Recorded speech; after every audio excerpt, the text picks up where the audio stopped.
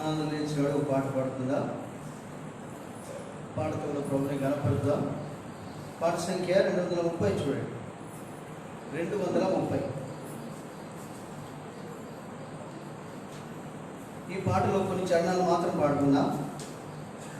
మొదటి 3 చరణాలు పాడుకుందాం, తర్వాత చివరి చరణం పాడుకుందాం. మొదటి 3 చరణాలు, చివరి చరణం. దేవాది దేవ ప్రభువుల ప్రభు.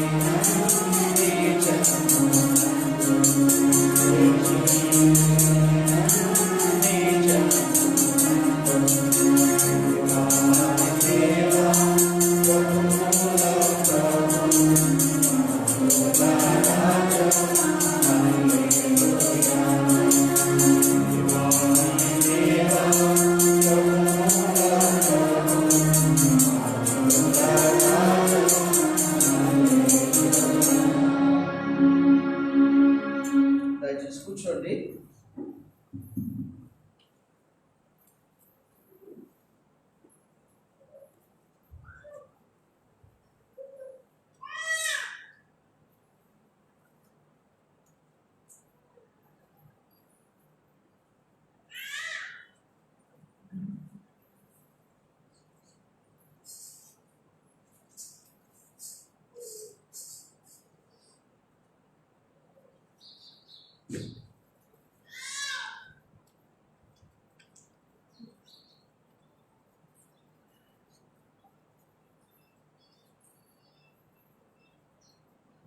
బైబిల్ బల్ల పాడుకుందామా?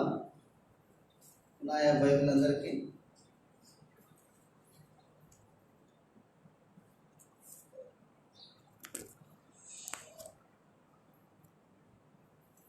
అందరు బైబిల్ ఎత్తి బైబిల్ బల్ల పాడుకున్నారు. భలే భలే మాట, భలే భలే మాట, బంగారు మాట, బైబిల్లో మాట, యేసు మాట. భలే భలే మాట, బంగారు మాట, బైబిల్లో మాట, యేసు మాట. నా జీవితాన నీ జీవితాన మరువని మాట, యేసు మాట. నా జీవితాన నీ జీవితాన మరువని మాట, యేసు మాట. భలే భలే మాట, బంగారు మాట, బైబిల్లో మాట, యేసు మాట. భలే భలే మాట, బంగారు మాట, బైబిల్లో మాట, యేసు మాట. సరే, మనము బలిలో చేయవేకి మనకు దేవుని వాక్యపు వెలుగులో మనం పరీక్షించుకొని ఆ తర్వాత బలిలో మనం చేయి వేద్దాం. మొదటి సమూయేలు గ్రంథము 15వ అధ్యాయం. మొదటి సమూయేలు గ్రంథము 15వ అధ్యాయము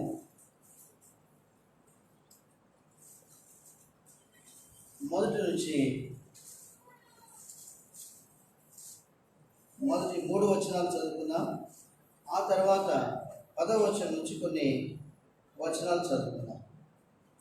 మొదటి సమూయేలు గ్రంథము 15వ అధ్యాయం. ఒకానొక దినమున సమూయేలు సౌలును పిలిచి, యెహోవా ఇశ్రాయేలుకు తన జనుల మీద నిన్ను రాజుగా అభిషేకించుటకై నన్ను పంపెను. యెహోవా మాట వినుము.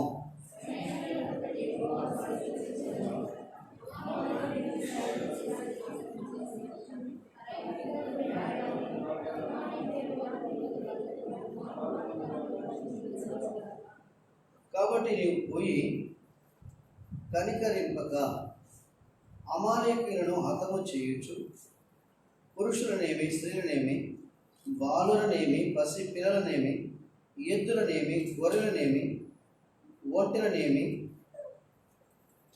గార్ధవులనేమి అన్నిటినీ హతము చేసి వారికి కలిగినదంతయు బొత్తిగా పాడు చేసి అమాలేకులను నిర్మూలన చేయమని చెప్పాను. 10వ వచనం చదవండి. అప్పుడు యెహోవా వాక్కు,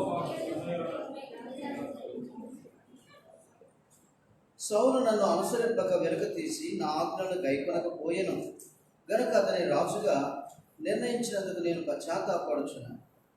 అందుకు సమూయేలు కోపావేశుడై రాత్రంతా యెహోవాకు మొరపెట్టుచుండెను.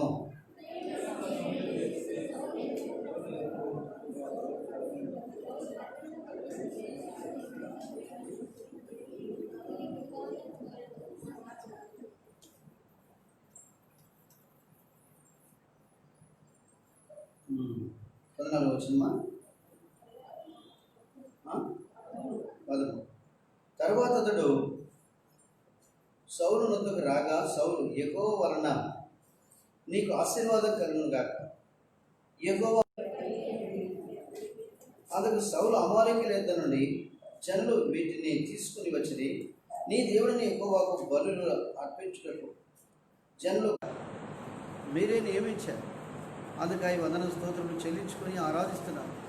గొర్రెల దొడ్డులున్న దావీదులో పిలిచినట్టుగా నన్ను మమ్మల్ని కూడా ప్రేమించి దాన్ని మీ వాక్యంలో సెలవిచ్చినట్టుగానే మీరు రాజులకు రాజు, ప్రభువులకు ప్రభువుడు, ఆయనను ప్రభు అని యేసు క్రీస్తుగా మీరు ప్రత్యక్షపరుచుకొని దేవుని గొర్రెపిల్లగా దేవ మా కొరకై చేయబడి మీరు ప్రాయశ్చిత్తం చేసిన ఆ కార్యముకై వదనము చెల్లించుకొని ఆరాధించి పూజించి గణపరుస్తున్నాం. దేవ మీ వాక్యంలో మీరు ఇంతవరకు సెలవిస్తూ వచ్చారు. యెహోవా రాజ్యము చేయుచున్నాడు. ఇశ్రాయేలులు తమను పుట్టించిన వాణిని బట్టి సంతోషించుదురుగాక, సీయోను జనులు తమ రాజును బట్టి ఆనందించుదురుగాక అని సెలవిచ్చారు. దేవా, మిమ్మల్ని బట్టి నేను సంతోషించినట్లుగా మీరు నాకు కూడా మీరు అనుగ్రహించిన రక్షణకాయ స్తోత్రం. రక్షించడం మాత్రమే కాక రాజులని యాజక సమూహంలో నన్ను కూడా చేర్చుకొని దేవుని సొత్తైన ప్రజగా, పరిశుద్ధమైన జనాంగముగా, రాజులైన యాజక సమూహంలో నన్ను చేర్చుకొని ఇలాగ అంతకంతకు నాలో జరిగిస్తున్న కార్యమొదటిగా ఇస్తుంది. దేవా, మీ పరిశుద్ధ లేఖనాలు మాకు బయలుపరచు. యోహాను సువార్త 7:38 సెలవిచ్చినట్టుగానే దేవా, మీరే మాకు సహాయించి, మీరే కృప చూపించు, మీరు మహిమ పొందుదురుగాక. కనబడిన అంధకార శక్తులను బంధించాయి. ఎంతోమంది ఈనాడు సాతానిక బంధకాల్లో ఉన్నారు. సంతోషంగా మిమ్మల్ని గణపరచలేకపోతున్నారు, మిమ్మల్ని మహిమపరచలేకపోతున్నారు. వారి జీవితాల్లో ముళ్ళ పొదలలో వేయబడిన విత్తనం వల్లే అది మొలిచింది, కానీ అణిచివేయబడుతూ ఉంది. అటు వారితో మీరు మాట్లాడుతురండి. మీకు ఇవ్వాల్సిన సమయం, మీకు ఇవ్వాల్సిన అర్పణ సౌలు వలె కాకుండా దావీదు వలె మీకు అర్పించుకుందుము కాక. అందుకే దావీదు రాజుగా కాగలుగుతూ వచ్చాడు. దేవా, కనికరించు. మీరే మాతో తేటగా మాట్లాడతారు. మీ మెల్లని స్వరం వినిపించండి. యేసుక్రీస్తు ప్రభువు నామములో ప్రార్థిస్తున్నాము తండ్రి, ఆమేన్.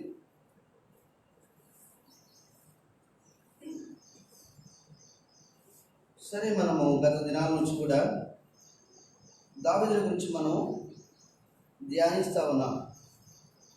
మీకు గుర్తు ఉంటుందనుకుంటున్నాను. కీర్తనలో 3వ కీర్తనలో 3వ వచనాన్ని మనం చూస్తూ వచ్చాం. యెహోవా, నీవే నాకు కేడెముగాను, నీవే నాకు అతిశయాస్పదముగాను, నీవు నా తలను ఎత్తువాడముగా ఉన్నావని మనము ఆరంభిస్తూ వచ్చాం.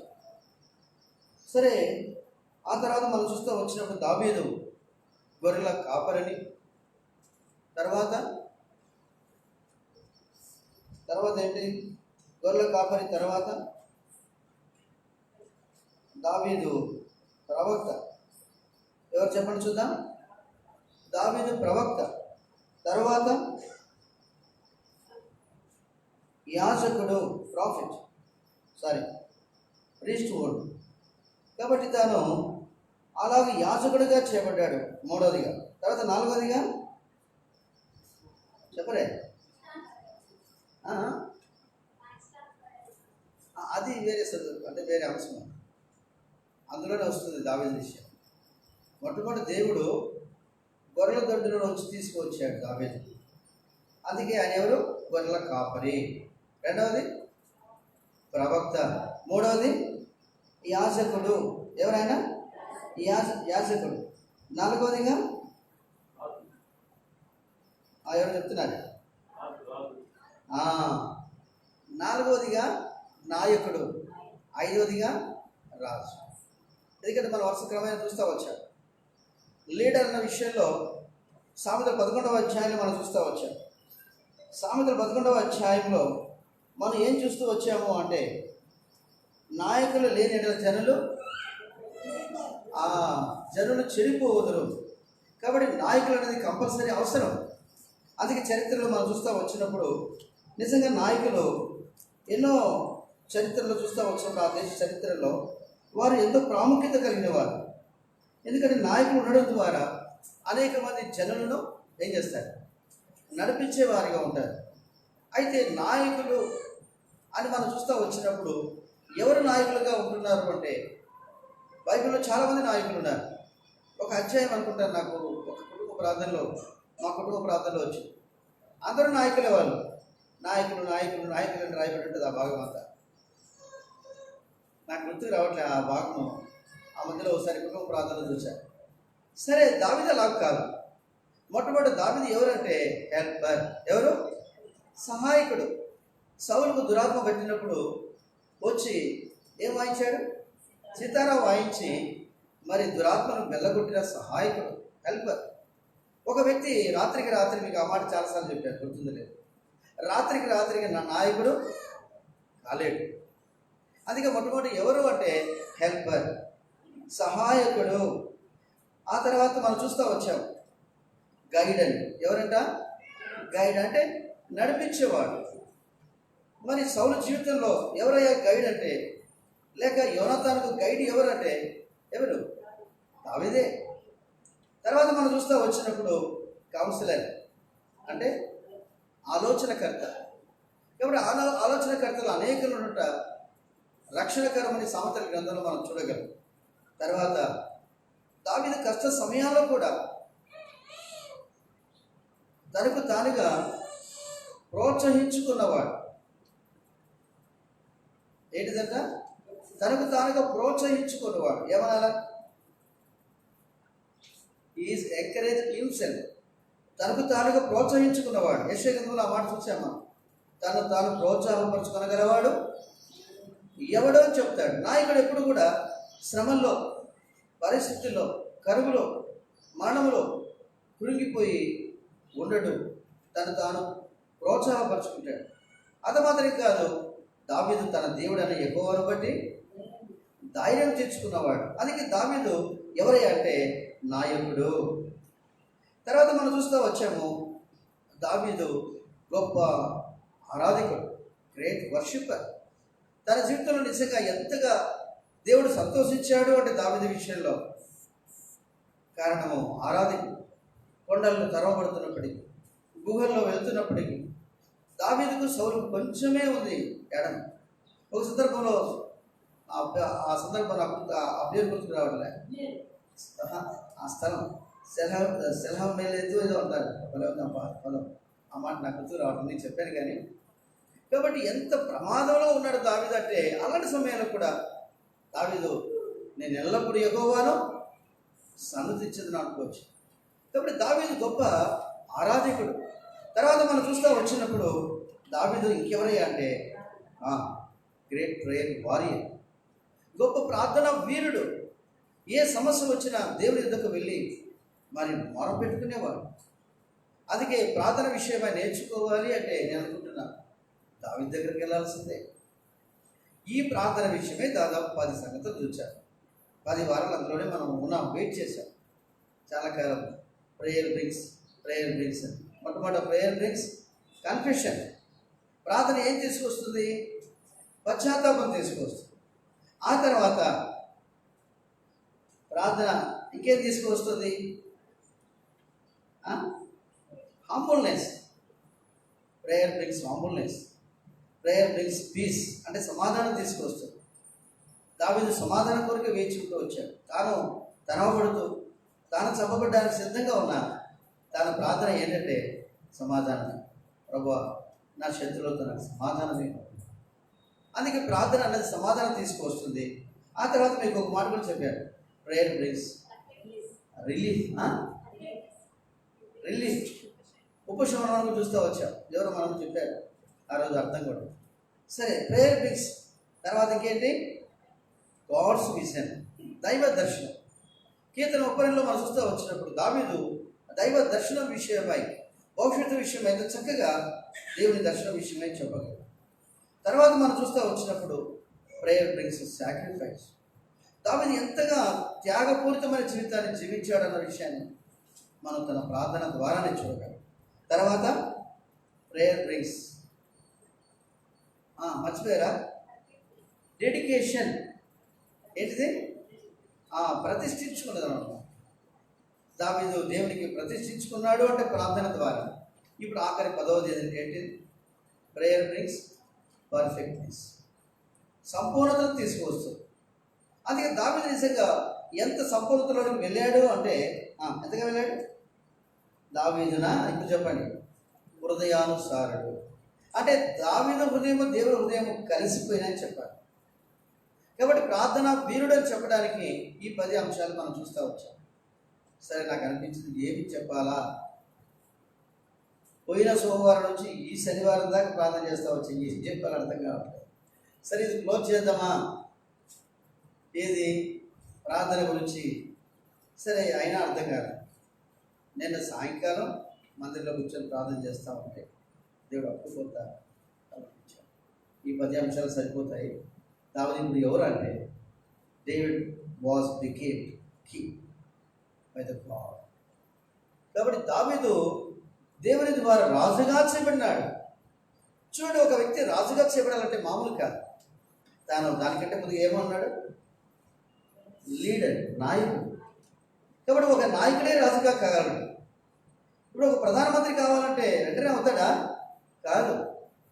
మొట్టమొదటి శాసనసభ్యుడు కావాలి, ఆ తర్వాత పార్లమెంట్ సభ్యుడు కావాలి.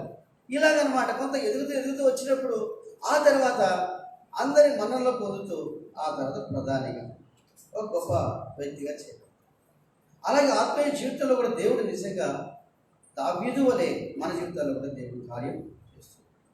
సరే, మనం పాఠంలోకి వెళ్దాం.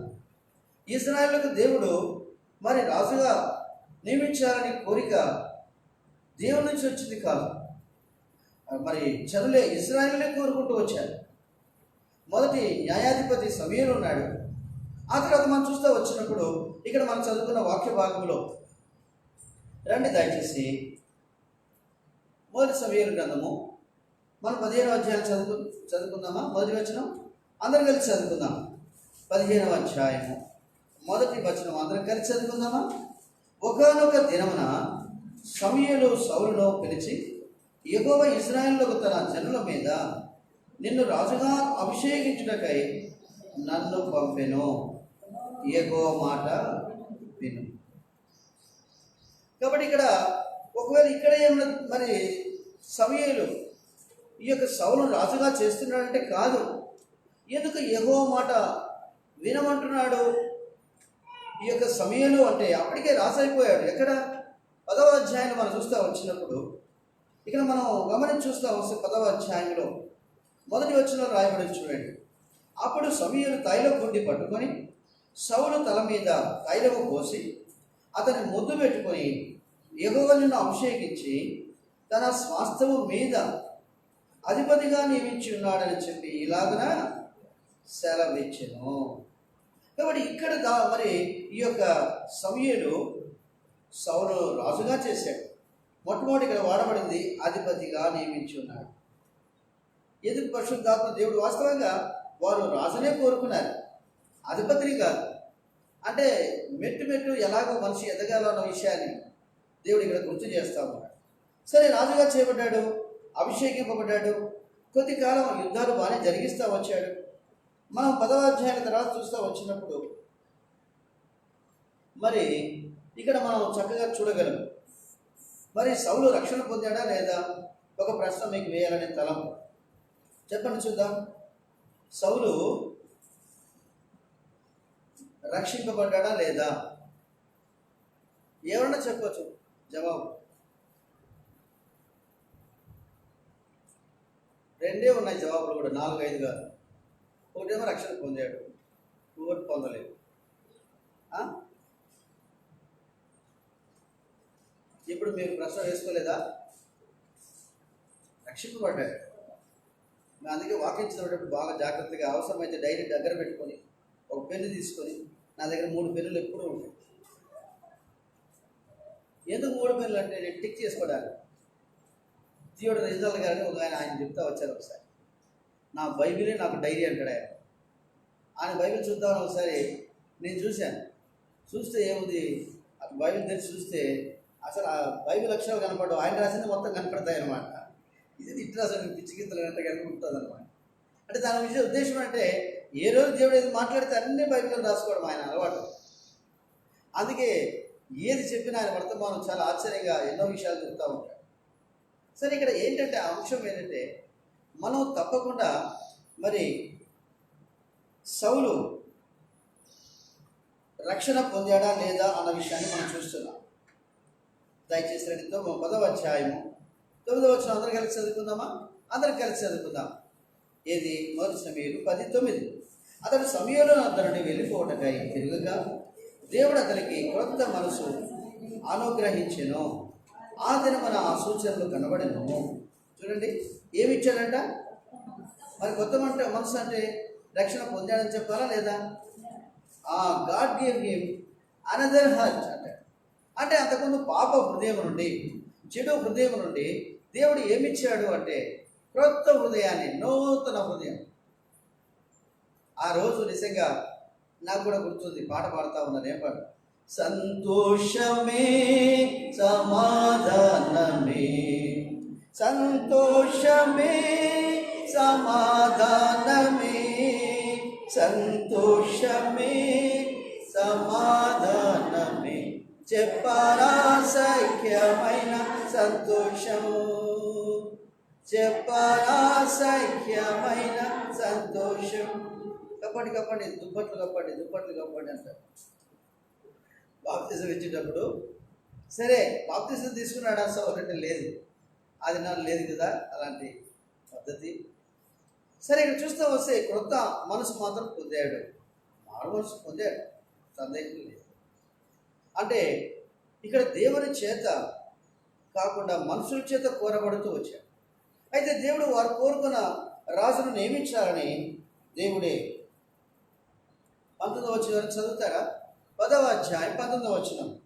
ఆయనను మీ దుర్దశలన్నింటినీ ఉపద్రవములన్నింటినీ పోగొట్టి మిమ్మల్ని రక్షించిన మీ దేవుని మీరు ఇప్పుడు విసర్జించి మా మీద ఒకని రాజుగా నియమమని ఆయనను అడిగి ఉన్నారు. కాబట్టి ఇక్కడ గమనించి చూడండి, ఇప్పుడు దేవుడు నియమించాడు అంటే కాదు, మనుషులు అడిగారు కాబట్టి. అంటే ఇజ్రాయేల్ అందరూ కూడా, ఇజ్రాయేల్ గోత్రికులందరూ కూడా రాజు కావాలి, రాజు కావాలి, మాకు పరిపాలన జరిగించాలి కదా, కాబట్టి రాజు కావాలని కోరుకున్నారు. అంటే దేవుడిని ఏం చేశారు వారు? చెప్పరే, విసర్జించారు. కాబట్టి అట్టి స్థితిలో దేవుడు నిజంగా వారి మాట వింటూ వచ్చాడు. దేవుడు వారి మాట విని రాజును నియమిస్తూ వచ్చాడు. అది మొట్టమొదటిగా మనం చూడగలం.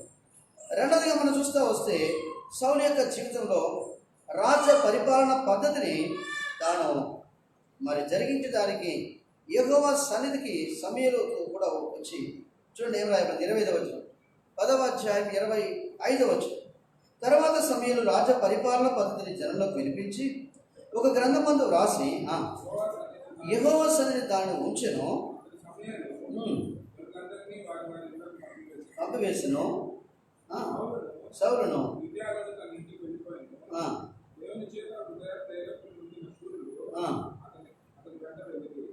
చూసా. కాబట్టి ఇక్కడ చూస్తూ వస్తే మరి సౌలు ఎంతగానో ఆరంభంలో దేవుని ఆత్మ ఆయన అభిషేకింపబడ్డ వ్యక్తి కాబట్టి మరి అనేకుల్లో ఆయన శూరులతో కూడా ఆయన వెంబడిస్తూ వచ్చారు. సరే, అలాగన కొద్ది కాలము యుద్ధం జరిగిస్తూ వచ్చాడు. రాజ్య పరిపాలన పద్ధతి మన 11వ అధ్యాయం 14వ వచనంలో కూడా చూడగలం. ఏమని రాయబడి చూడండి, 14వ వచనం. మనము గిల్గాలునకు 11-14 రాజ్య పరిపాలన పద్ధతిని మరలా స్థాపించుకుందాము రండని చెప్పి చూడండి. ఇక్కడ మనం చూస్తూ వచ్చినప్పుడు మొట్టమొదటి రాజుగా నియమింపబడ్డాం. రెండవది రాజ్య పరిపాలన పద్ధతిని కూడా అంటే ఒక క్రమంగా జరిగినట్టుగానే కనపడతా ఉంది. ఎందుకు చెప్పండి చూద్దాం, ఈ క్రమం అంతా ఎందుకు జరిగింది అంటే వారి మధ్యలో ఎవరున్నారు? ప్రవక్త ఉన్నాడు. ఎవరున్నారు? ప్రవక్త ఉన్నాడు. ఎవరు? సమూయేలు. సమూయేలు ఉండి ఈ సంగతులన్నీ రాజుతో మరి జరిగిస్తూ ఉన్నాడు. అందుని బట్టే ఈ యొక్క రాజ్య పరిపాలన పద్ధతి అన్నీ కూడా మరి సక్రమంగా రెండవదిగా మనం చూడగలము జరిగిస్తూ వచ్చారు. ఇంతవరకు బాగానే ఉంది. తర్వాత మనం చూస్తూ వచ్చినప్పుడు మూడవదిగా మనం చూస్తూ వచ్చినప్పుడు ఏం రాయబడింది చూడండి, దేవుని మనసులో మాత్రం ఇది ఉండనే ఉంది. ఏంటిది? నన్ను విసర్జించి ఎవరు కోరుకున్నారు? రాజును కోరుకున్నారు. లేకపోతే ఇంకో మాట చెప్తే బాగుంటుంది, సౌలు కోరుకున్నారు. మరి 13-13 కలిసి చదువుకుందామా? మొదటి సమూయేలు 13-13 అందరు కలిసి చదువుతారు. కాబట్టి మీరు కోరి ఏర్పరచుకొనిన రాజు ఇతడే, యెహోవా ఇతనిని మీ మీద రాజుగా నిర్ణయించి ఉన్నాడు. గట్టిగా తీసుకోలేదా? క్షమించండి. సరే, మరి అయినా 12-13 మీరు చదవాలా మరి? సరే, అందరు కలిసి చదువుదామా? మళ్ళీ చదువుదాం 12-13 అందరికి కలిసి. కాబట్టి మీరు కోరి ఏర్పరచుకున్న రాజు ఇతడే, యెహోవా ఇతడిని మీ మీద రాజుగా నిర్ణయించి ఉన్నాడు. 14 చదువుదామా.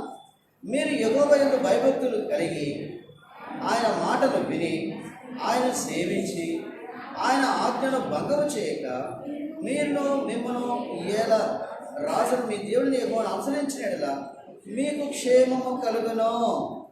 ఇక్కడ దేవుడు చూడండి మరలా మరి సౌలు నిర్ణయించిన విషయమై గుర్తు చేస్తూ మీరును మీ రాజును అంటున్నాడు. ఏంటి దేవుడికి ఏదో మనసులో ఉంది సౌలు మీద. అయితే గమనించండి, అలాగే చెప్తూ అంటున్నాడు 15వ వచనంలో. ఏమంటున్నాడు? 15వ వచనం అందరం కలిసి చదువుకుందామా? 15, 16 కూడా అందరం కలిసి. అయితే యెహోవా మాట వినక ఆయన ఆజ్ఞను భంగము చేసిన ఎడల యెహోవా వాస్తవం మీ పితరులకు విరోధముగా నుండినట్లు మీకును విరోధముగా నుండును. మీరు నిలిచి చూచుండగా యెహోవా జరిగించి ఈ గొప్ప కార్యమును. కొంతమందికి వాగ్దానం కూడా వచ్చి ఉంటుంది ఇది కదా. యెహోవా వాస్తవం క్షమించండి కదా. మీరు నిలిచి చూచుండగా యెహోవా జరిగించే గొప్ప కార్యమును కనిపెట్టుడి. కాబట్టి దేవుడు ఒకవైపు హెచ్చరిస్తూ వీరితో మాట్లాడుతున్నాడు, గొప్ప కార్యం మీరు కనిపెట్టమని చెప్తున్నాడు. సరే, వాళ్ళు ఏం చేశారు? ఇవన్నీ సమూయేలు ద్వారా ఇజ్రాయేలుకు తెలపబడుతూ ఉంటే కొంత వాళ్ళలో కూడా, అంటే ఇజ్రాయేల్లో కూడా కొంత గ్రహింపు గలవారు లేకపోలేదు. ఈ గ్రహింపు గలవారు ఏం చేస్తున్నారు అంటే 19వ వచనం అందరు కలిసి చదువుకుందామా? 19వ వచనాన్ని మనం అందరం కలిసి చదువుకుందాం. సమూయేలుతో ఇట్లది, రాజును నియమించి మేము అడుగుట చేత మా పాపములన్నిటిని మించిన కీడు మేము చేసాం. కాబట్టి మేము మరణము కాకుండా నీ దాసులమైన మా కొరకు నీ దేవుడైన యెహోవాను ప్రార్థించుము. ఇప్పుడు వీళ్ళకి అర్థమైంది కొంత, దేవుడు ఎందుకు మరి ఇలాగ మాట్లాడుతున్నాడు, సమూయేలు ద్వారా ఎందుకు మాట్లాడుతున్నాడు అన్న విషయాన్ని వాళ్ళకి అర్థమైపోయింది. అందుకే వెంటనే ఏం చేశారు? మరి ఎందుకైనా మంచిది సమూయేలును అడుగుదాము, మనం క్షమాపణ కోరుకుందామని వాళ్ళు కోరుకున్నారు. చూడండి, ఎప్పుడైతే వారు క్షమాపణ కోరుకున్నారో సమయంలో చక్కటి మాట చెప్పాడు. ఏమన్నాడు? గుర్తుందా మీకు? ఏమన్నాడు? నేను మీ కొరకు నేను ఏం చేస్తాను? ప్రార్థన చేస్తాను. ఎందుకంటే మీరు వాస్తవంగా పాపం చేసింది వాస్తవమే, దేవునికి విరోధంగా మీరు పాపం చేశారు, మీ సొంత ఇష్టాన్ని నెరవేర్చుకోవాలని ఇష్టపడ్డాడు అని చెప్తా వచ్చు. అది 23 వచ్చిన ఇంకా బాగా అంటాడు. చూడండి 23 వచ్చిన అందరు కలిసి చదువుతాము. 23 నా మటుకు నేను మీ నిమిత్తం ప్రార్థన చేయటం మానుట వలన యెహోవాకు విరోధముగా పాపము చేసిన వాడనను, అది నాకు దూరము అగును, కానీ శ్రేష్టమైన చక్కని మార్గం మీకు. కాబట్టి ప్రవక్త చేయవలసింది చేస్తున్నాడు. దేవుడు చెప్పినట్టు మరి రాజుకు చెప్పడం, ఇశ్రాయేలు మధ్యలో ప్రవక్త ఉన్నాడని ఆ మొదటి మరి న్యాయాధిపతిని, మొదటి ప్రవక్తను దేవుడు ఆ దినాల్లో మరి వారి మధ్యలో ఉంచాడు. తర్వాత మనం చూస్తూ వచ్చినప్పుడు దేవుడు మరి తర్వాత ఎక్కడ బాధపడుతూ వచ్చాడు వీళ్ళ విషయంలో మనం చూస్తూ వచ్చినప్పుడు మరి రండి దయచేసి ఈ యొక్క 15వ అధ్యాయం మనం చూస్తూ వచ్చినప్పుడు దేవుడు చెప్పాడు సమూయేలు ద్వారా. ఏమన్నాడు? 3వ వచనం అందరం కలిసి చదువుదామా? 4వ మాటగా 3వ వచనం అందరం కలిసి. కాబట్టి నీవు పోయి కనికరింపగా అమాలేకులను అంతము చేయొచ్చు, పురుషులనేమి, స్త్రీలనేమి, బాలులనేమి, పసిపిల్లలనేమి, ఎద్దులనేమి, గొర్రెలనేమి, ఒంటెలనేమి, గాడిదములనేమి అన్నింటినీ హతము చేసి వారికి కలిగినంత బొత్తిగా వాడు చేసి అమాలేకులను నిర్మూలము చేయమని చెప్పాను. దేవుడు సమూయేలు ద్వారా చెప్పాడు, అయ్యా నిన్ను రాజుగా అభిషేకించుకు నన్ను పంపిన యెహోవా ఇలా చెప్తున్నాడు, ఆయన మాట వినయ్యా. మరి అమాలేకులను ఏం చేయాలంట చెప్పరే? ఎట్లా నిర్మూలన చేయాలి? నిర్మూలం అంటున్నారే, అది మరి ఆ మాట వాడాలి అసలు. సార్ దేవుడు పట్టుకుందే అదే మాట. ఎవరు అడుగుతున్నాడు దేవుడు అంటే బొత్తిగా నిర్మూలన చేయమంటున్నాడు. ఈయనకి ఏం ఆలోచన వచ్చింది? అక్కడ ఉన్న పెద్దలకు మరి ఇతర సైన్యాధిపతులకు ఏమని ఆలోచన వచ్చిందంటే, అయ్యా దేవుడు చెప్పింది ఏది? అమాలేకులను చంపమన్నాడు, అంతే కదా, మనం చంపుదాం. అయితే ఇవి ఉన్నాయి కదా గుర్రాలు, ఇవన్నీ చాలా బాగున్నాయ్యా, చాలా పుష్టిగా ఉన్నాయి, కాబట్టి వాటిని చంపడం ఎందుకు? కాబట్టి మనం మరి ఆ రాజును ఉండనిద్దాము, మిగతా వాళ్ళందరినీ చంపేద్దామని దేవునికి ఎంత కోపం వచ్చిందంటే అంత కోపం. అప్పటికే బాధలో ఉన్నాడు దేవుడు. ఎందుకు అంటే ఆ యొక్క సమయలు రాకముందే బలి అర్పించాడు. మన తర్వాత ముందు భాగంలో చూస్తే రాయబడుతున్నాం, సమయలు రాకముందే బలి అర్పించాడు. ఎందుకంటే యుద్ధానికి పోవాలి, యుద్ధానికి పోకపోతే బలి అర్పిస్తున్నాడు, దహన బలి అర్పించాలి. మరి సమయంలో రావడం ఆలస్యమైపోయింది. ఇంక ఇలా కాదని చెప్పేసి తానే సాహసించి, అన్నమాట రాయబడింది అక్కడ, సాహసించి ఈ యొక్క సౌలు ఏం చేశాడు అంటే ప్రవక్త అయిన సమయంలో రాకమునిపై దహన బలి అర్పించాడు. అక్కడ ఒక పొరపాటు జరిగిపోయింది. అది దేవుడి కోపం వచ్చింది, మరి సమయంలో కూడా కోపం వచ్చేసింది. నేను ఇక్కడ చూస్తూ వస్తే మళ్ళా దేవుడు సమయం ద్వారా మాట్లాడమన్నాడు, బొత్తిగా పాడు చేయమన్నాడు. అయితే ఏం చేసినారు చూడండి దయచేసి, ఇక్కడ రాయబడింది 15వ వచనం చదువుతాం అందరం కలిసి. 15వ అధ్యాయం 15వ వచనం అందరం కలిసి చదువుతాం. అందుకు సౌలు అమాలేకుల యొద్ద నుండి జనులు వీటిని తీసుకుని వచ్చింది, నీ దేవుని ఎక్కువ బలులు అర్పించుటకు జనులు గొర్రెలలో ఎడ్లలోను మంచి వాటిని ఉండనిచ్చి మిగిలిన వాటిని మేము నిర్మూలము చేసింది మనగా. చూడండి, అంటే వారి అర్పణ వారి ఆఫ్ ఒబీడియన్స్గా ఉంది, అంటే సగం విధేయతగా ఉంది. మనం కూడా చాలాసార్లు ఏం చేస్తాం, రక్షణ పొందుతాం, అయితే ఆయన కొరకు చేయాల్సిన కార్యం విషయంలో సగం సగమే కొంచెం కొంచెమే చేస్తాము. పరీక్షల్లో మరి సగమే రాస్తే పాస్ అవుతారా? ఈయన కొన్ని మార్కులు వస్తాయి ఎంతవరకు. ఈయన అనుకున్నాడు, ఎవరు ఆ ముసలుడు ఎక్కడ ఉన్నాడు, ఎవరు ప్రవక్త, కాబట్టి మనం ఇదే చేద్దాం చేసేసాడు. ఇక రాత్రి దేవుడు ఏమంటున్నాడు సమూయేలుతో చూడండి, 11వ వచనం, ఇక్కడ 10వ వచనం చదివితే బాగుంటుందేమో, 10వ వచనం నుంచి. అప్పుడు యెహోవా సమూయేలుకు ప్రత్యక్షమై ఇలాగ సెలవిచ్చెను, సౌలు నన్ను అనుసరింపక వెనుక తీసి నా ఆజ్ఞను గైకొనకపోయాను గనుక అతని రాజుగా నిర్ణయించినందుకు నేను పశ్చాత్తాపడుచున్నాను. అందుకు సమూయేలు ఉపావేశుడై రాత్రంతా యెహోవాకు మొరపెడుచున్నాడు. దేవుడే కోపగించుకున్నాడు, దేవుడే బాధపడుతున్నాడు.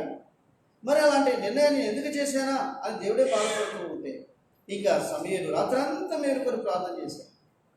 ఉదయాన్నే లేచి సమూయేలు ఎవరి దగ్గరికి వస్తున్నాడు, సౌలు దగ్గరికి వస్తున్నాడు. సౌలు దగ్గరికి వచ్చేలోగా మరి సౌలు కూడా కర్మేలకు వచ్చాడు. అక్కడ అయ్యగారు ఏం చేశాడు, జయసూచకమైన శిలను నిలిపి తిరిగి గిల్గాలకు పోవాలన్న సమాచారం తాను ఇంట్లో వచ్చాడు. సమూయేలు రాగానే నిజంగా ఏమంటున్నాడు చూడండి, అందరం కలిసి చదువుదామా. 13వ వచనం అందరం కలిసి. తర్వాత అతడు సౌలు వద్దకు రాగా, సౌలు యెహోవా వలన నీకు ఆశీర్వాదం కలుగును గాక, యెహోవా ఆజ్ఞను నేను ఏమంటున్నాడు చూడండి రాజు, సౌలు రాజు ఏమంటున్నాడు, యెహోవా వలన నీకు ఆశీర్వాదం కలుగును గాక, యెహోవా ఆజ్ఞను నేను నెరవేర్చితిని. బా సంతోషంగా ఉన్నాడు. ఎవరు, ఎందుకంటే కొన్ని కడగా పెట్టుకున్నాడు కదా. కొంతమందికి చాలామందికి అలాగే ఇస్తాం అన్నమాట, దేవుని కొరకు ఏదో ఒకటి చేయాలనుకుంటూ ఉంటారు. మీకు నేను చెప్తా వచ్చాను, ఒకసారి గుర్తులేదు. ఒక ఆమె 2.5 కేజీ మరి కోడి తెచ్చిపెట్టింది. తెచ్చి ఆమె ఏమన్నదంటే, అన్న మీరు వండుకొని తినండి నా కోడి అన్నది. అరే మేము ఉండేది ఇద్దరు 2.5 కేజీ కోడి పుంజుకోడి అందరూ కూడా పట్టుకొని తెస్తే 3 కూడా ఉంటుందేమో, 3 కేజీలు కూడా ఉండదు. ఏంటమ్మా ఎందుకు 3 కేజీలు కోడి తెచ్చాను అంటే, అని పర్లేదు తినడన్నా అని చెప్పేసి. సరే ఆరాధన వాక్యం ఆరంభమైంది, మరి బలవర్తమానం జరుగుతూ ఉంది. ఆ కోడి మాట ఒకరోజు ఉంటుంది అన్నమాట. మరి ఇదేంటి ఆ కోడి కేక మందుల పక్కనే అనమాట. ఇంకా మాట వినపడుతుంది అనమాట. ఇదేంటి రబ్బా ఇది అనుకున్నా నేను. తీరా ఆ రోజు కోయిలా నీకు కావాలని నాకు ఎందుకో ఇష్టం లేదు. తర్వాత ఆరాధన అయిపోయి వచ్చి ఆ కోడిని చూద్దామంటే తలకాయ ఏం చేస్తుంది అంటే అర్థమైందా, నన్ను చూసారా లేదా, తలకాయ ఉంచుకొని అది ఏం చేస్తుంది. ఆమె ఇంకా పోలే, పల్లెటూరు ఆమె పిలిచాను, అక్క ఏంటన్నా ఏదమ్మా నీ కోడి ఏదో ప్రార్థన చేస్తున్నట్టుంది ఇలాగే అని చెప్పేసి అంటే, ఏమైందన్నా ఆమె తెలుసు ఆ కోడి ఏం కోడి, తెగులు తగిలిన కోడి. అమ్మో అప్పుడు అర్థమైంది నాకు, ఈ తల్లి ఎంత తెలివైన తల్లి అనిపించింది. కొంతమంది ఎలా ఉంటారంటే నిజంగా దేవునికి అర్పించే అర్పణలు ఇలా ఉంటాయని. ఒకసారి ఇంకో ఆమె చెప్తే మీరు ఆశ్చర్యపడతారు నిజంగా. ఇట్లా వాక్యం చెప్తా ఉన్నాను, ఆ టేబుల్ మీద తెచ్చి గుడ్డు పెట్టింది అనమాట. ఆమె సమర్పణ. కొంతమంది ఏంటంటే బాబు ఏది చేసినా కనబడాలనుకుంటారు అన్నమాట. ఆ గుడ్డు ఆడ పెడితే ఉంటుందని చెప్పండి. నేను వాక్యం చెప్తా ఉంటే అది మాట పాటికి ఏం చేస్తుంది, ఇట్లా ఇట్లా కదులుతా ఉంది అనమాట. అందరూ దాన్ని చూస్తారు, అయ్యో అయ్యో అయ్యో అంటుంది. ఆమె ఏమో గుడ్డు తెచ్చి పెట్టాలా, ఏదో పక్కన పెట్టేసి మన తర్వాత వచ్చిన దాంటే అని అట్లా కాదన్నా అన్నా అన్నా అంటున్నా. కొంతమంది ఎలాగుంటారంటే ఏం చేసినా మరి మనుషులు కనబడాలి. ఆ విధవరాలు ఎంత ఇచ్చిందండి కానుక చెప్పరే? 2 కాసులు. అది చెప్పండి ముందు, ఎంత ఇచ్చింది? 2 కాసులు ఇచ్చిందండి. ఆ తర్వాత తన కలిగిన జీవనవంతయు అదేనంట, 2 కాసులు. అయితే దేవుడు దేన్ని చూశాడు చెప్పండి చూద్దాం. మీకు ఆ ప్రశ్న, దేన్ని చూశాడు?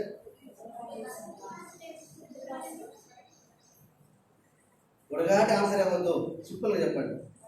ఏం చూశాడు అంటున్నా?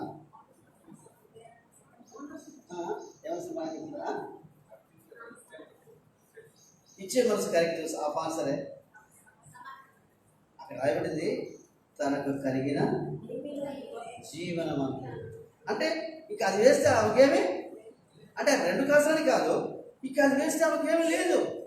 ఏం మరి కొనుక్కోవాలన్నా, ఏది వండుకోవాలన్నా, ఏం తినాలన్నా ఏమి అలాగ చూస్తాడు ఎప్పుడు దేవుడు. మనకు అన్ని సమృద్ధిగా ఉంటే ఏదో కొంత మనం వేద్దామని అనుకుంటాం, అలా కాదు.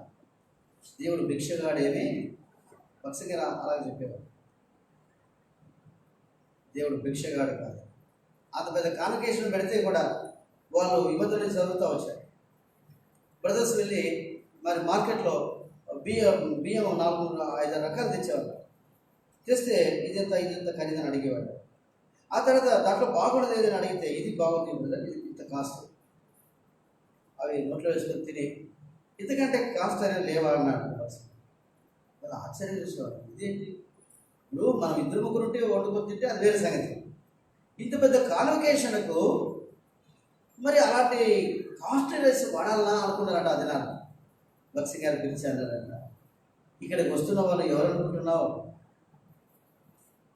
వాళ్ళు ఎవరనుకుంటున్నావు అన్నారంట.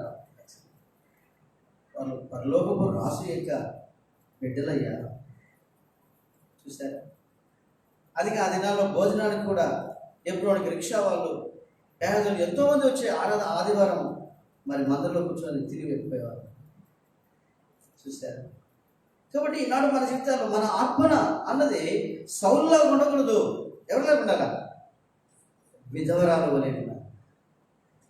ఎప్పుడైతే అలా మనం చేయగలుగుతామో చూడండి, దేవుడు సంతోషించేవాడిగా ఉంటాడు.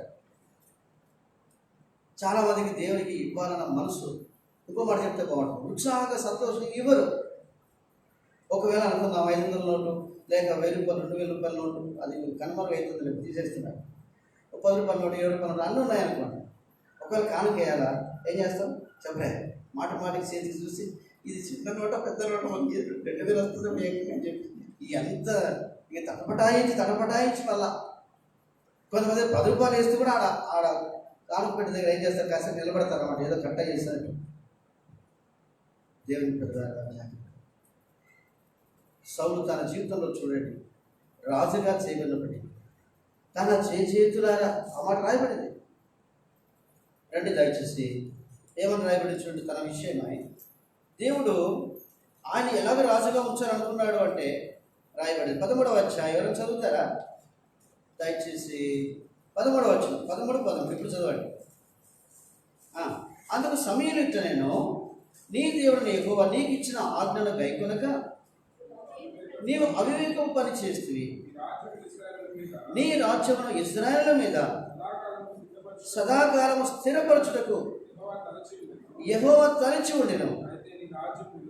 చూడండి ఆ మాట, సదాకాలం అంటే దేవుడు ముందుగా నిర్ణయించాడు. సరే జనులు కోరుకునివ్వండి, నేను సౌలునే సదాకాలం రాజుగా నేను నిర్ణయిస్తానని స్థిరపరుస్తానని దేవుడు అనుకుని ఉంటే తన చేతులారా దేవుడిచ్చిన ఆ స్థానాన్ని తన చేతులలో పోదు.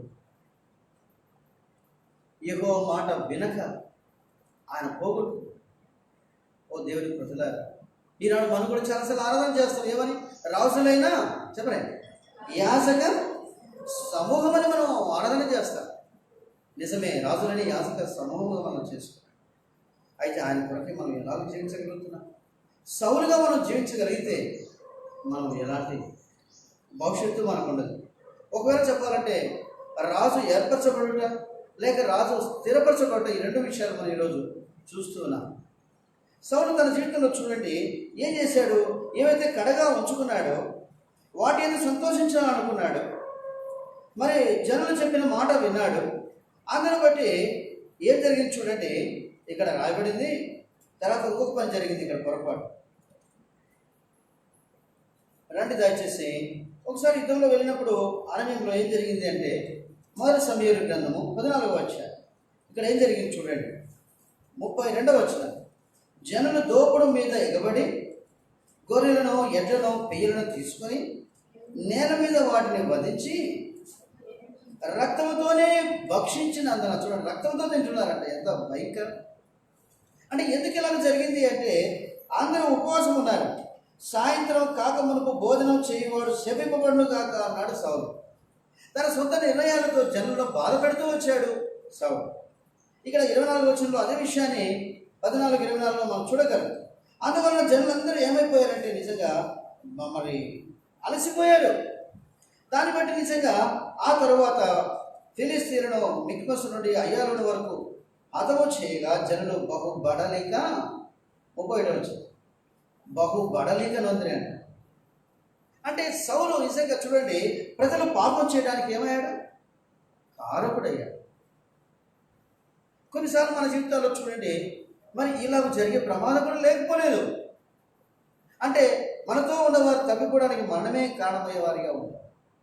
అలా జరగకుండా చూడండి, ఎప్పుడైతే మనము దేవుని యొక్క ఆజ్ఞలు లేక ఆయన కట్టడలు ఆయన మాట వినే విషయంలో మన పిల్లలు కూడా మనం చూసి ఎప్పుడు భయపడతారు అంటే ఖచ్చితంగా మనం పాటించాలి. మనం వాటిని అనుసరించినప్పుడు తప్పకుండా భయపడతారు వారు. అంత మాత్రమే కాదు, ఓ మాట చెప్పమంటారా, ఇరుగు పొరుగు వాళ్ళు మనం చూస్తూ ఉంటారు. మనం ఎన్ని గంటలకు లేస్తాం, ఏం చేస్తూ ఉంటాం, ఆదివారం వీళ్ళు ఎక్కడికి వెళ్తారు, సోమవారికి ఎక్కడికి వెళ్తారు, ఎట్లుంటారు. ఖచ్చితంగా వాళ్ళు టైం టేబుల్ వాళ్ళ మనసులో పడిపోతుందన్నమా. ఈరోజు ఆదివారం కదండి, వాళ్ళు ఉండరు, ఎక్కడ పోతారు? మందిరాన్ని. ఈనాడు మన జీవితాలు మనం కూడా రక్షణ పొందేనాము, కానీ నేను అనుకుంటున్నాను దేవుని ఆత్మను దుఃఖపరిచే వారికి చాలా బాధగా. రాజుగా సౌలు నియమింపబడ్డాడు, కానీ అయితే దావీదు వలె కాదు. దావీదు రాజుగా చేయబడ్డాడు, దేవుని ఆత్మ అభిషేకం పొందాడు. 16వ అధ్యాయం మనం చూస్తే వచ్చినప్పుడు మరి దావీదు ఎన్నవాడు? 80 ఒకడు, అంటే 8వ వాడు. 16వ అధ్యాయం మనం చూస్తే వస్తే రాయబడింది, ఆ యెషై కుమారులందరినీ ఎలా పంపిస్తే అందరూ వచ్చారు. అందరూ వస్తే ఇంకెవరన్నా నీకు ఉన్నారండి కుమారులు అంటే కడసారి వాడు ఉన్నాడండి. వాడు ఉన్నాడే అంటే ఉన్నాడంటే పని దేనికి పనికి వాడు గొర్రెలు వేసుకున్నాడంటే అర్థం చేసుకోండి సార్ మీరే అని అంటాడు విషయం. అది 1 కిలో రప్పించండి. అక్కడ అంటారు 16వ అధ్యాయం ఏమంటాడు చదవండి. 16వ అధ్యాయం మరి సమూయేలు గ్రంథము 16వ అధ్యాయం మనం చూస్తూ వచ్చినప్పుడు దేవుడు నిజంగా 16వ అధ్యాయము 12వ వచనం చదవండి దగ్గర. అతను వారిని పిలువనంపించి లోపలికి తోడుకొని వచ్చును. అతని ఎర్రని వాడును, చక్కని నేత్రములు గలవాడును, చూచుటకు సుందరమైన వాడునై ఉండెను. అతడు రాగానే నేను కోరుకున్నవాడు ఇతడే, నీవు లేచి వారిని అభిషేకించుమని యెహోవా సెలవీయగా. నాకు అనిపించింది ఆయనకి ఎంత విసుగు వచ్చింటది కదా. ఇప్పుడు ఒకరైతే పర్వాలేదు, ఒకరు అనుకుందాం ఎక్కడైనా సంబంధం చూడడానికి పోయినాం అనుకున్నాం, ఆ ఇంట్లో 4 ఆడపిల్లలు ఉన్నారు అనుకున్నాం. సరేనండి, మా అబ్బాయి ఇంత వయసు అంటే మా 4 పిల్లలు ఉన్నారు, కానీ వాళ్ళ వయసు మరి మీ అబ్బాయి ఇంత వయసు లేదు, మీ అబ్బాయి పెద్దవాడు, మరి ఎట్లా చేయమంటారంటే 4 చూపించండి అన్నారు అనుకోండి. ఎవరు చూపించారంట? 4 ఆడపిల్లలు చూపించారు. వాళ్ళు తయారు కావాలా, మళ్ళీ వచ్చి కూర్చోవాలా, వాళ్ళు ముసి నవ్వాలా, కాఫీలు టీలో ఇవ్వాలా. ఎంత టైం పడుతుంది చెప్పండి? ఆ పెళ్లి చూపులు మనం వస్తే చూసేవాడు కూడా ఏమనిపిస్తుంది, ఆయన ఇంకెవరైనా ఉన్నావు, ఇంకా ఎవరైనా ఉన్నారా? సరే ఒక్క పాప ఉందండి, 4వ అమ్మాయి, సరే ఆ అమ్మాయి కూడా తీసుకురండి అంటే నేను ఊరికి చెప్తున్నా పెళ్లి చూపుల విషయం. ఈనాడు నిజంగా దావీదు విషయం, అందుకే ప్రభు చాలా బాగా మనుషుల పైరూపమును ఆయన లక్ష్య పెట్టేవాడు. ఆ మాట చూడండి, దేవుడు ఎప్పుడు కూడా మనుషుల పైరూపాన్ని ఆయన లక్ష్య పెట్టాడు. పైరూపాన్ని లక్ష్య పెట్టి ఎలియాబును చూడగానే సమూయేలు కనిపించింది. ఏమనిపించింది? ఏమని రాయబడింది? 8వ వచనం, యెషై అభినాదాబును పిలిచి సమూయేలు ఎదుటికి అతని రప్పింపగా అతడు యెహోవా ఇతనిని కోరుకోలేదనను. ఎంత ఎత్తుగా ఉన్నాడు, అదే బాహుడు, కండలు తిరిగినాడు, బావులు లేడు, అయితే యెహోవా అతనిని కోరుకో. కాబట్టి 7 కుమారులు పిలువబడ్డాడు. ఆ తర్వాత 8వ వాడు దావీదు కోరుకొనబడ్డాడు. ఈనాడు నేను కూడా దావీదు వరకు కోరబడాలని దేవుని యొక్క ఉద్దేశం. అందుకే ప్రభు చాలా బాగా భక్తి గారి విషయంలో ఆ సాక్ష్యంలో బాగా రాయబడింది. ఏమని? నేను మిమ్మల్ని ఏర్పరచుకుంటుని, ఒకటి. అందులో మళ్ళీ 2వది ఏంటి? నేను మిమ్మల్ని ఏర్పరచుకొని, అది చూడండి, ఏర్పరచుకోవడం వేరు, చెప్పలే నియమించడం అంటే స్థిరపరచడం. అంటే ఇక్కడ చూడండి, సౌలును ఏర్పరచుకున్నాడు, అయితే నియమించాడు దేవుడు, అంటే స్థిరపరచాడా? మనం స్థిరపడాలంటే ఎంతో సమయం పడుతుంది, ఎంతో శ్రమల గుండా మనం వెళ్ళాలి. అంతెందుకు చూడండి, ఎక్కడో పాటలు పాడుకుంటా గోరెల తోటలో దావీదుని పిలిపించి వాని తల మీద ఏం పోసారు? నూనె పోసి ఏం చేశారు చూడండి. 16వ అధ్యాయం అభిషేకం చేస్తే చూడండి ఏమని రాయబడింది? సమూయేలు తైలపు కొమ్మును తీసి వాని సహోదరులైతే వానిని అభిషేకము చేసెను. ఈ మాట గమనించండి, తైలపు కొమ్ము అని రాయబడింది. అక్కడ ఏం రాయబడింది? 10వ అధ్యాయంలో రండి దయచేసి చదవండి, ఇక్కడ చదవాలి. చూడండి ఆ మాట, తైలపు బుడ్డి పట్టుకొని సౌలు తల మీద తైలము పోసి అతని ముద్దు పెట్టుకొని. చూడండి మనం ఏం చూస్తున్నాం? తైలం బుడ్డిలో ఉంది నూనె, మరి అక్కడ ఎక్కడుంది? చెప్పలే, చెప్పట్లే మీరు. 16వ అధ్యాయంలో దావీదు విషయంలో ఎలాగ అభిషేకించాడు సమూయేలు? కరెక్ట్. ఏంటిదంట? సౌలు విషయంలో ఏమో బుడ్డి, అంటే బుడ్డి అంటే వాటర్, సీసా. ఇక్కడేమో తైలము కొమ్ము. This is natural. అర్థమవుతుంది బాగా? సహజంగా ఉన్నది, ఇది కొమ్ములో ఉన్నది, అది ఆర్టిఫిషియల్. అంటే బాగా అర్థమవుతుంది మీకు? సహజంగా ఉన్నదంటే దేవుడు కోరుకున్నవాడు దావీదైతే, ఆర్టిఫిషియల్ మనుషులు కోరుకున్నవాడు ఎవరు? ఎంత క్లియర్గా అంటే ఆ విషయాన్ని మనం ధ్యానిస్తూ వచ్చినప్పుడు ఎంత కరెక్ట్గా తెలిసిపోతుందో చూడండి. అందుకు మీకు ఒక సందర్భం చెప్పడానికి ఆలోచన వస్తాం. రండి దయచేసి అపోస్తల కార్యం మనం చూస్తూ వచ్చినప్పుడు ఆ ఒక్క మాట చాలు మనకు. వాళ్ళు దేవుని చిత్తంలో వెళ్తున్నారా, విడిపోతున్నారా, లేక సొంతంగా చేస్తున్నారా అన్న విషయము ఇక్కడ బర్నబా సౌలు విషయం మనం చూస్తూ వచ్చినప్పుడు ఇక్కడ చాలా వివరంగా రాయబడింది ఆ మాట. వారు ఒకరికి ఒకరు ఎలా వేరైపోతూ వచ్చారో అపోస్తల కార్యంలో మనం చూడవచ్చు. నేను చెప్తాను ఇప్పుడే మీకు. 15వ అధ్యాయం అపోస్తల కార్యంలో 38, 39 వరకు చదువుతారా? లేకపోతే అందరు కలిసి చదువుదాం. 38, 39, 41 దాకా అందరు కలిసి చదువుదామా? 38వ వచనం నుంచి. అయితే పౌలు పంఫూలియాలో పని కొరకు తమతో కూడా రాక తమను విడిచిన వారిని వెంట పెట్టుకుని పోవుట యుక్తము కాదని తలచి వారిలో తీవ్రమైన వాదము కలిగినందున వారు ఒకడు విడిచి వేరైపోయి బర్నబా మార్గము వెంట పెట్టుకుని ఓడకి కుప్రకు వెళ్ళెను. పౌలు శీలను ఏర్పరచుకుని సహోదరుల చేత ప్రభు కృపకు అప్పగింపబడిన వాడై బయలుదేరి సంఘములను స్థిరపరచు సిరియా, కిలికియా దేశముల ద్వారా సంచారము. ఎంత వివరంగా రాయబడి చూడండి.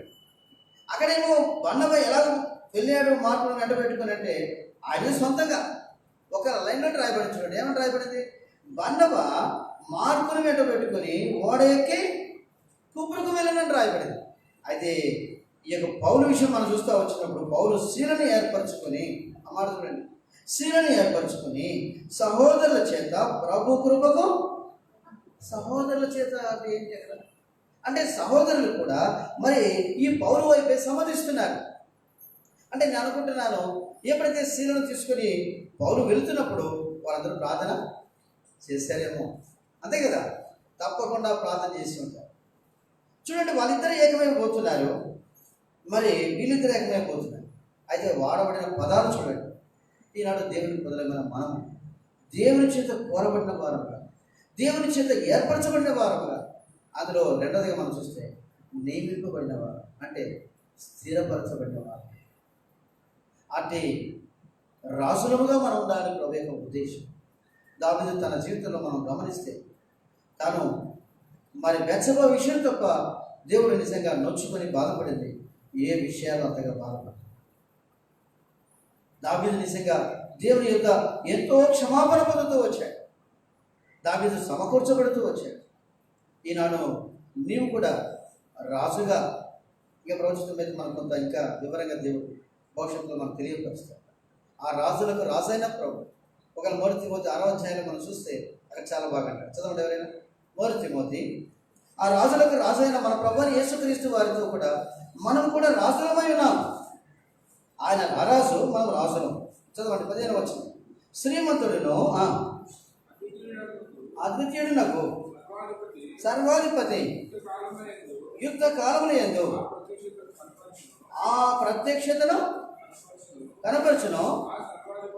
ఆ సర్వాధిపతి, చూడండి అన్నమాట, రాజులకు రాజును ప్రభువులకు ప్రభువునై ఉన్నాను. కాబట్టి మన ప్రభు ఎలాంటి వాడు? రాజులకు రాజు, ప్రభువులకు ప్రభు. ప్రకటన 17:14, ప్రకటన 19:19 ఈ వచనాలు మనం చూస్తూ వచ్చినప్పుడు ఆయన రాజులకు రాజని. ఆరాధనలో మనం చూస్తూ వచ్చాం 47వ కీర్తనలో ఆయన సర్వభూమికి మహారాజై ఉన్నాడు. ఏమైనాడట? మహారాజై ఉన్నాడు. ఒక సందర్భంలో రండి దయచేసి మనం ముగింపుకోద్దాం. యోహాను సువార్త 6వ అధ్యాయం రండి దయచేసి. యోహాను సువార్త 6వ అధ్యాయం. యేసు ప్రభువుని పట్టుకొని వారందరూ ఏం చేయబోయారు చూడండి. 6వ అధ్యాయము అందరం కలిసి 15వ వచనం చదువుకుందామా? 15వ వచనాన్ని అందరం కలిసి చదువుకుందాం. రాజుగా చేయుటకు వారు వచ్చి తను బలవంతముగా పట్టుకోబోచున్నారని యేసు ఎరిగి మరలా కొండకు ఒంటరిగా, చూడండి అమ్మా, రాజుగా చేయుటకు వారు వచ్చి తను బలవంతముగా పట్టుకొనుచున్నారని యేసు ఎరిగి. మనల్ని ఒకవేళ ఏదైనా మంచి స్థానంలో ఉంచుతారంటే మనం ఏం చేస్తాం? ఏం చేస్తాం చెప్పండి. ఏం చేస్తాం? పర్లేదండి అంటే ఏమంటాం? ఊరక పర్లేదు, నాకు ఎందుకులేండి, ఇంకేమన్నా ఉంటే చూడండి అంటాం మనం కదా. అలా కదా, ఊరక మనసులో చాలా ఉంటుంది. కొంతమందికి నిజంగా ఎంత పీకులాటో, తగిన యోగ్యత ఉండదు. అయితే పెద్ద స్థానాల మీద వారికి గురి ఎప్పుడు కలిగి ఉంటారన్నమాట. దేవుని ప్రజలారా, యేసు ప్రభు వారు ఏం చేశారో చూడండి. ఆయన రాజుగా చేయాలని ఇష్టపడుతూ ఉంటే వాళ్ళందరూ వచ్చి ఆయన ఏం చేశాడంట? పారిపోయాడట. ఎక్కడికి? కొండకు ఒంటరిగా వెళ్ళిపోయాడట. అంటే వీళ్ళు ఏదో చేసేట్టున్నారు, మొత్తం అందరూ కలుసుకున్నానని ఆయన కొండకు పారిపోయాడు. ఎంత ఆశ్చర్యం కదా. అందుకే ప్రభువైన యేసుక్రీస్తు వారు విషయమని ఒకసారి అరవింద్ గారు చెప్తూ అన్నారు, సేవకుల కూడిక. అప్పుడు మరి బెంజమిన్ గారు ఉన్నారు అక్కడ విజయవాడ. ఆయన కూడా వచ్చాడు.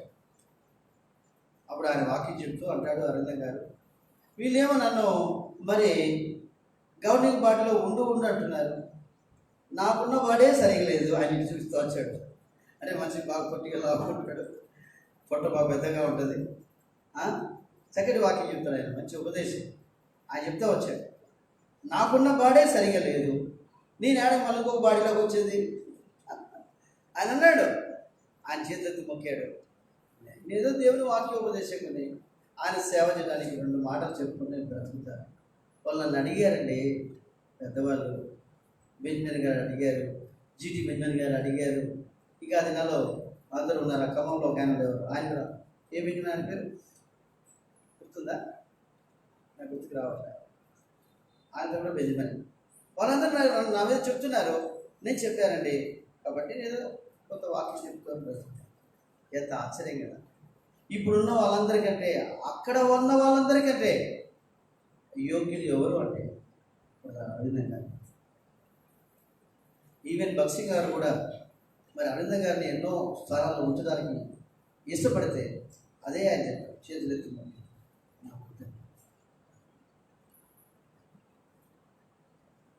దేవుని ప్రజలారా, మనం ఎన్నోసార్లు హెచ్చైన వాటిని మనం కోరుకుంటాం, తక్కువ వాటి ఏదో మనకు మనసు. దావీదు జీవితంలో మనం అదే చూడగలం. దావీదు అభిషేకం పొందినప్పటికీ, ఎందుకంటే దావీదు ఎప్పుడు అభిషేకం పొందాడు, సౌలు ఏం పొందాడు? మీరు చదవలేదా? దురాత్మ వచ్చింది. దురాత్మ వచ్చి సౌలు ఏం చేస్తుంది? బేరపిస్తుంది. నేను అనుకుంటున్నా తీసుకెళ్ళిన సద్ది అంటే తెలుసు కదా, ఆ భోజనము ఆ గొర్రెల దగ్గర చెట్టు కింద కూర్చొని చల్లగా తినేవాడేమో. ఇప్పుడు ఆ నెమ్మది కూడా లేదు అభిషేకం పొందిన తర్వాత. ఆ తర్వాత ఎంతగా తెరవబడ్డాడు అంటే రాయబడింది అక్కడ. మరి సౌలు విషం చూపు నిలిపాడంట. ఎవరి మీద? కొండలకు పారిపోతా వచ్చాడు, దిక్కులేని వాడైపోయాడు. ఆఖరికి మీకాలు కూడా, భార్య కూడా ఎవరు లేరు. తన బ్రతుకు మామూలు కాదు. ఓ దేవుడు ప్రశ్న, ఈనాడు మనం గొప్ప స్థానాన్ని వెతుకుతున్నామా, గొప్ప వాటిని వెతుకుతున్నామా? ప్రభు చెప్పాడు, తక్కువ వాటి. ఎప్పుడైతే మనం తక్కువ వాటి చాయ్వాలా ప్రధాని బంకయ్య అంటుంటారు ప్రభు. ఎవరు చాయ్వాలా? ఎవరు? మోడీ. రైల్వే స్టేషన్లో టీ అమ్ముకునేవాడట ఆయన. చూడండి. కాబట్టి మనము కాదు కానీ కొంతమంది అంటారు, నీ రాత అట్లా ఉందిరా. ఏంటిదంట? మన రాత కాదు, దేవుడి రాత. దేవుడు మన జీవితాల్లో చూడండి, ఏదైతే నిర్ణయించాడో, ఏది సంకల్పించాడో దాన్ని మనం ఎరిగిన వారమై, ఆయన మాట మనం వినేవారం అయినప్పుడు చూడండి, ప్రభు అద్భుతంగా అక్కడ అంటాడు. ఆ ఒక్క మాట చదవండి, మనం ప్రార్థనలోకి వెళ్దాం. 113వ కీర్తన చదవండి దయచేసి. 113వ కీర్తన ఆయన ఏమంటాడు? 113వ కీర్తన తీయండి దయచేసి. తీసిన వారు ఎవరైనా మరి 7, 8 వచనాలు చదువుతారా? ప్రధానులతో, తన ప్రజల ప్రధానులతో వాడిని కూర్చుండబెట్టుటకై ఆయన నేల నుండి దరిద్రులను లేవనెత్తువాడు, పెంట కుప్ప మీద నుండి. చూసారా? ఇక్కడ ఎవరెవరు ఉన్నారు చూడండి దయచేసి గమనించండి. దరిద్రులు అంట. ఇంకెవరు? బీదలు. ఆ బీదలు ఎక్కడున్నారంట? పెంట కుప్పల మీద ఉన్నారంట. అయితే వారిని ఎక్కడ కూర్చుని పెట్టాలనుకుంటున్నాడు దేవుడు? ప్రధానులతో, తన ప్రజల ప్రధానులతో వారిని కూర్చుండబెట్టుకై. అది ఇంటికి వెళ్ళిన తర్వాత చూసుకోండి. 1 కొరింథీ 1వ అధ్యాయం 26వ వచనం నుంచి 29వ వచనం వరకు మనం చూస్తూ వస్తే అక్కడ బాగా రాదు. దేవుడు జ్ఞానులను సిగ్గుపరచుటకు వెర్రివారిని ఏర్పరచుకొని ఉన్నాడు. బలవంతులైన వారిని సిగ్గుపరచుటకు దేవుడు బలహీనమైన వారిని ఏర్పాటు చేసుకున్నాడు. ఎంత గొప్ప దేవుడు! నిజంగా ఆయన ప్రేమ ఎంత అపారమైనదో చూడండి. గొర్రెల దొడ్డిలో దావీదును దేవుడు అంచెలంచెలుగా ఎలాగో రాజుగా నియమించాడో చూడండి. రాజుగా చేయడం మాత్రమే కాదు, రాజుగా దావీదును స్థిరపరుస్తూ వచ్చాడు. మీకు ప్రశ్న చేయాలనిపిస్తుంది నాకు. సౌలు ఎంతకాలం పరిపాలించాడు? ఎప్పుడు చదవలేదా? ఎవరు గమనిస్తున్నారు? సౌలు ఎంతకాలం పరిపాలించాడు అంటున్నా? 40 సంవత్సరాలు. ఎన్ని సంవత్సరాలు? దావీదు ఎంతకాలం పరిపాలించాడు? 40 సంవత్సరాలు. ఇద్దరు 40 అయితే చూడండి, దావీదు పరిపాలన వేరు. భవిష్యత్తులో మన ఆ విషయాలను చూడబోతాం. కాబట్టి ఈ మధ్యాహ్న కాల సమయం ఎన్నోసార్లు మన జీవితాల్లో దేవుడు మనల్ని ఏర్పరచుకున్నాడని మనం సంతోషించగలుగుతున్నాము. కానీ అయితే ఆయన యందు మనం స్థిరపరచబడుతున్నామా? ఆయన మాట మనము దావీదు వలె వినగలుగుతున్నామా? అందుకే దావీదుకు సౌలుకు ఉన్న వ్యత్యాసం చూడండి. దేవుడు ఏది చెబితే అదే చేసేవాడు దావీదు. సౌలు అలా కాదు. సౌలు తన ఇష్టాన్ని కూడా నెరవేర్చుకునేవాడు. ఈ మధ్యాహ్న కాల సమయంలో మళ్ళీ మనం పరీక్షించుకున్నాం. అధిక ప్రభువుని యేసుక్రీస్తు వారు ఆ రొట్టెను పట్టుకొని కృతజ్ఞతాస్తుతులు చెల్లించి ఏమన్నాడు? ఇది మీ కొరకైనా నా శరీరము. ఎవరి శరీరం అంట? నా శరీరం. అందుకే చూడండి, మీరు గమనించారా? కాసేపోతే ఆ రొట్టెను బాగా విరిచేస్తారు. ఎందుకు విరుస్తున్నారు? మన శరీరం కూడా అలాగే. అందుకే దావీదు రాజు దీనుడై వేడ, దావీదు రాజు దీనుడై వేడ, అవనిలో పొందిన నష్టములన్నీ, అవనిలో పొందిన నష్టములన్నీ దేవానికు సమకూర్చితివి, దేవానికు సమకూర్చితివి, కరుణించితివి, కరుణించి తిరిగి సమకూర్చు ప్రభువా, క్షమాపణ క్షమాపణ. కాబట్టి మనం ప్రభుని అడుగుదాం, ప్రభువా నన్ను కూడా క్షమించు. ఎన్నోసార్లు నా ఆత్మీయ జీవితంలో దావీదు వల్ల నేను ఏర్పరచబడ్డాను, కానీ నీ మాట వినటంలో దావీదు వల్ల నేను సౌలు వలె నేను ఉన్నాను. ఎన్నోసార్లు నేను